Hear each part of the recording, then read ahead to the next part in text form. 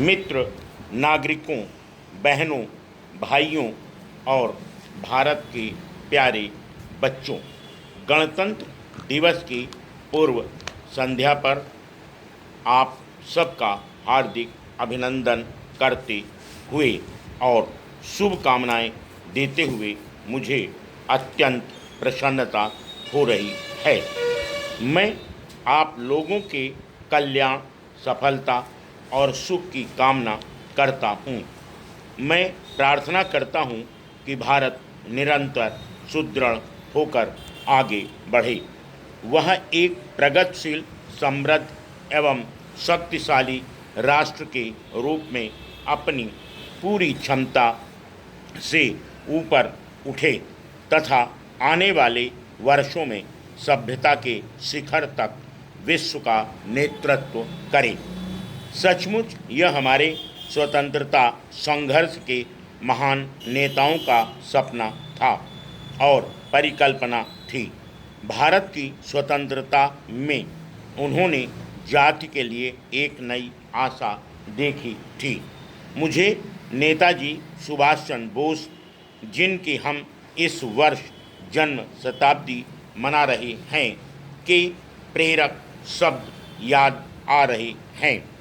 Azad Hind radio पर अपने प्रसारण में 19 फरवरी 1942 को नेताजी ने कहा था, हिंदुस्तान की मुक्ति से एशिया तथा विश्व मानव के उद्धार के बड़े लक्ष्य की ओर बढ़ेंगे। दोस्तों, भारत की स्वतंत्रता के लगभग 50 वर्ष हो रहे हैं।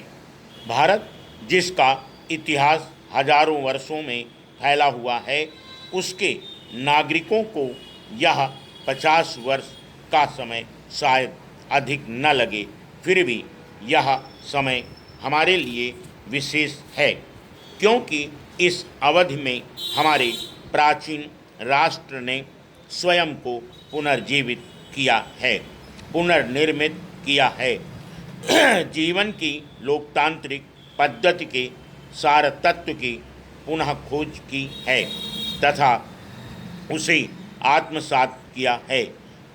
परिवर्तन की इस प्रक्रिया में हमें हमारे राष्ट्रीय जीवन में उन मूल्यों, सिद्धांतों और आदर्शों को पुनः स्थापित करना है जो मानवतावादी विचारों की विश्व विरासत के प्रति हमारा अपना योगदान रहा है।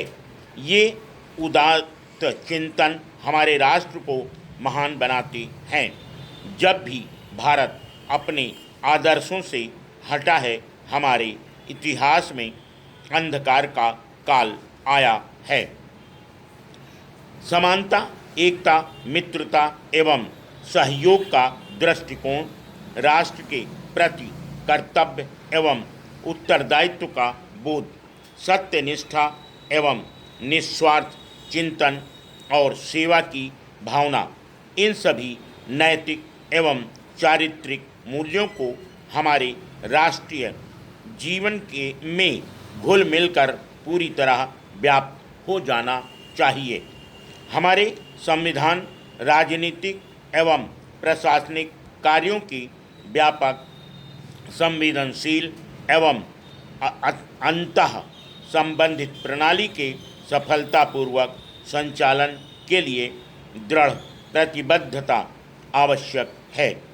स्वतंत्रता के इस पवित्र स्वर्ण जयंती वर्ष में यह गणतंत्र दिवस उपयुक्त समय है, जब हम तटस्थ होकर यह विचार करें कि हम कहाँ तक अपने लक्ष्यों को प्राप्त कर सके हैं, हमारे सामने कौन सी समस्याएं और कठिनाइयां आती हैं तथा अपने सामने आने वाली चुनौतियों का सामना करने के लिए हमें कौन से कदम उठाने चाहिए।